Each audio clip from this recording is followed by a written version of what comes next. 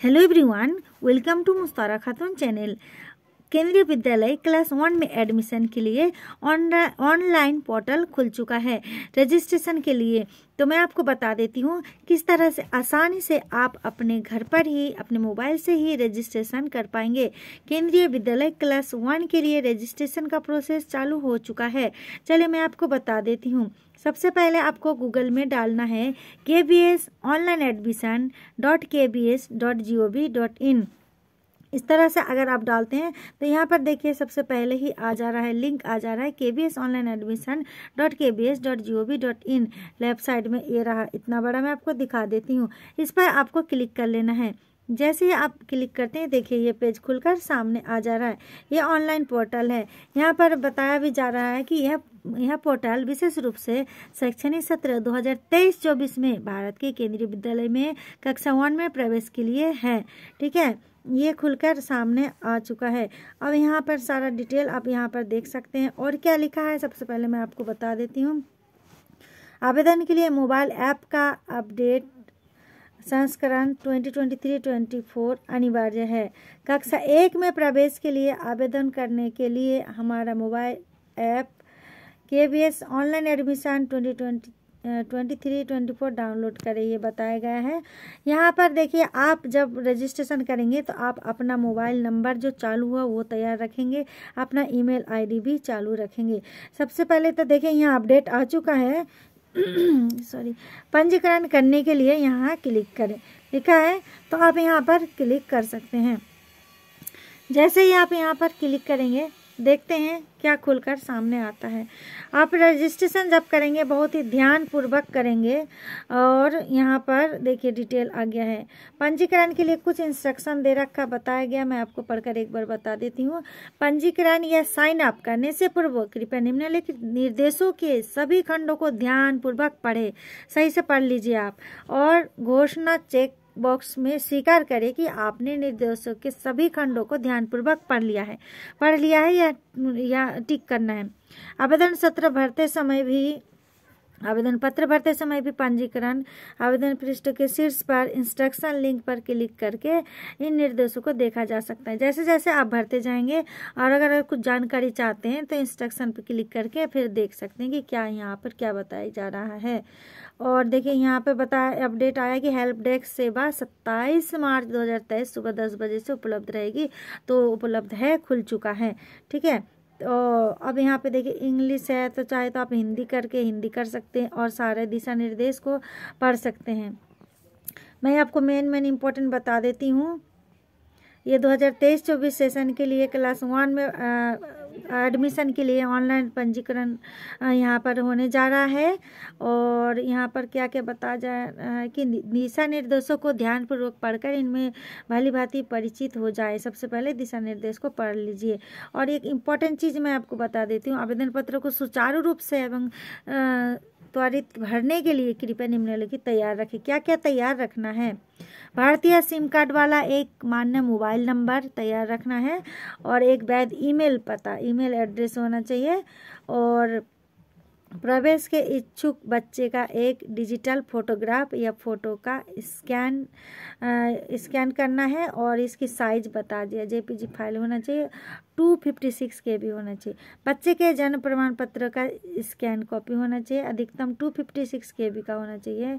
और सरकार द्वारा जारी EWS, अगर EWS कैटेगरी में आते तो उनका प्रूफ, या जिस कैटेगरी में आते उनका प्रूफ चाहिए, वो भी आप साथ रखिए।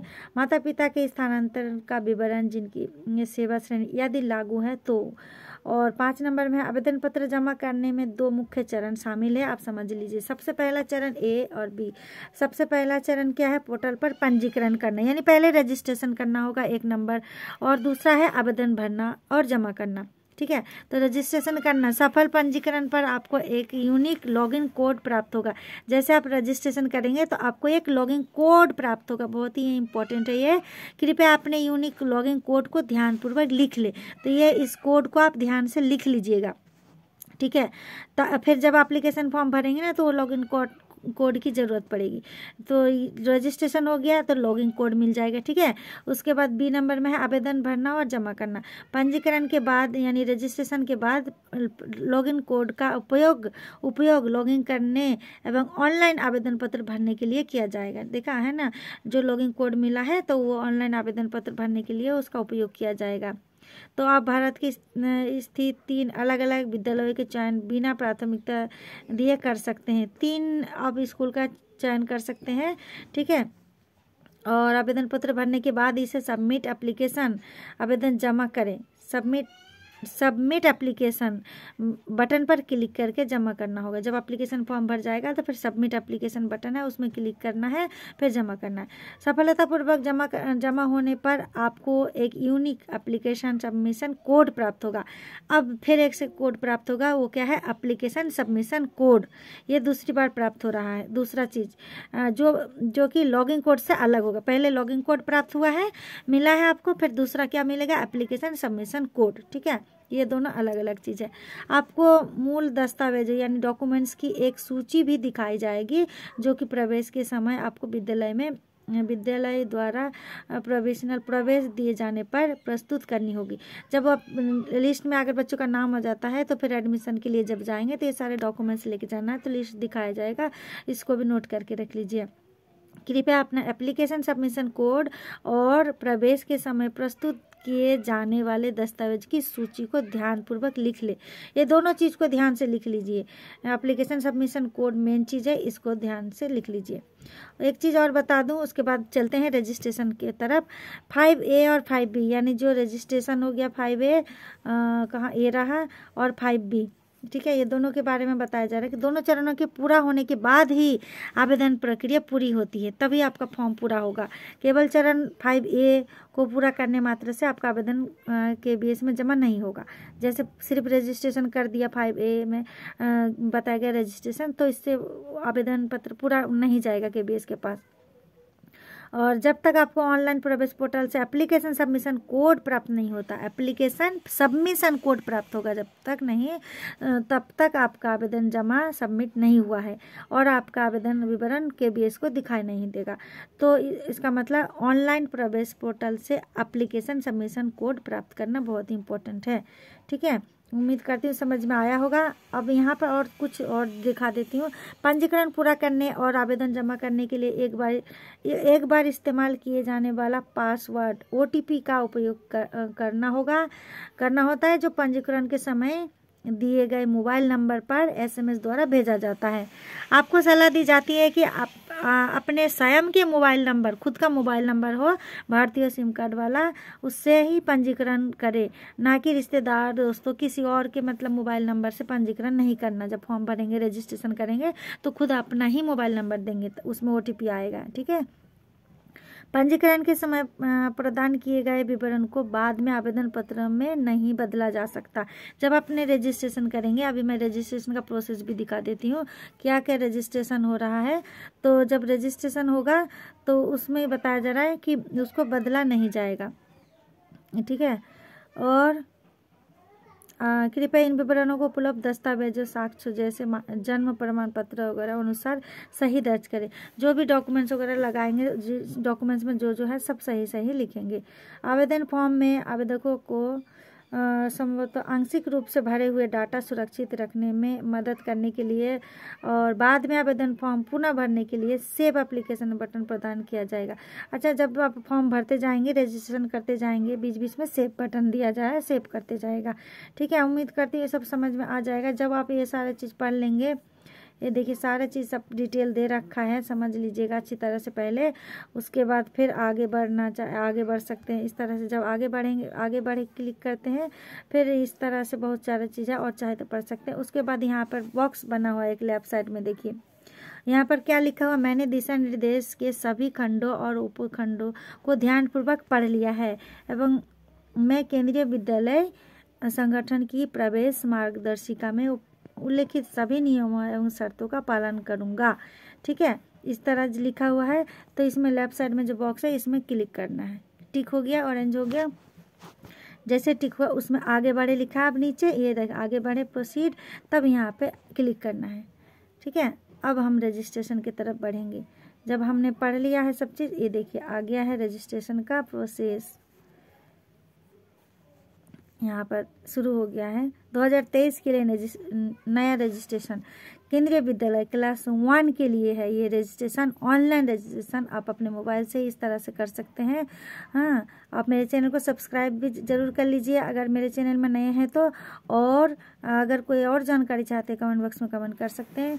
यहाँ पर देखते क्या लिखा हुआ, कृपया केवल अंग्रेजी में ही जानकारी भरे, इंग्लिश में भरना है आपको, और दर्ज की गई जानकारी को सबमिट करने के बाद संशोधित नहीं किया जाएगा। देखिए यहाँ पर बहुत ही इंस्ट्रक्शन इस तरह से दिया गया है कि ध्यान से भरिए, स्पेलिंग वगैरह देख के भरिए, इंग्लिश में भरना है, और अगर गलत होता है तो सही नहीं किया जाएगा। ठीक है, तो सबसे पहले बच्चे का पहला नाम, फर्स्ट नेम, उसके बाद बच्चे का मध्य नाम, सेकंड नेम है, उसके बाद बच्चे का उपनाम, कोई नाम अगर उपनाम है तो किस तरह से, जैसे पहला नाम क्या, मान लीजिए किसी का नाम है अब्दुल वाहिद अली, तो पहले अब्दुल आ जाएगा, बच्चे के मध्य नाम में यानी मिडिल नाम में वाहिद आ जाएगा, और लास्ट में अली लग जाएगा। ठीक है, अगर उपनाम नहीं है तो नहीं भरेंगे, 2 है तो 2 भरेंगे, किसी का सिर्फ एक ही नाम है बीच में भरना है तो बीच में भरिएगा। ठीक है, इस तरह से नाम भर लेंगे बच्चों का। उसके बाद है यहाँ पर कि यदि बच्चा दिव्यांग है तो हाँ करना यस, या तो नहीं करना नो, तो नो कर सकते हैं आप इस तरह से। फिर उसके बाद बच्चे की जन्म तिथि आएगी, डेट ऑफ बर्थ लिखना है, तो पहले डेट आएगा, फिर मंथ, फिर ईयर, आप सही से लिखना है। उसके बाद क्या है, क्या बच्चा केंद्रीय विद्यालय संगठन के कर्मचारी का बच्चा है, इस तरह पूछा गया है, तो चूज करना है किसका है। ठीक है, यहाँ पर क्लिक करके देख सकते हैं, नॉट एप्लीकेबल लिखना है या वर्किंग पेरेंट लिखना है। नॉट एप्लीकेबल है तो नॉट एप्लीकेबल कर दीजिए। अब ईमेल पता यहाँ पर पूछा, जो आपका बना हुआ ईमेल है तो आप अपना यहाँ पर लिख देंगे ईमेल एड्रेस।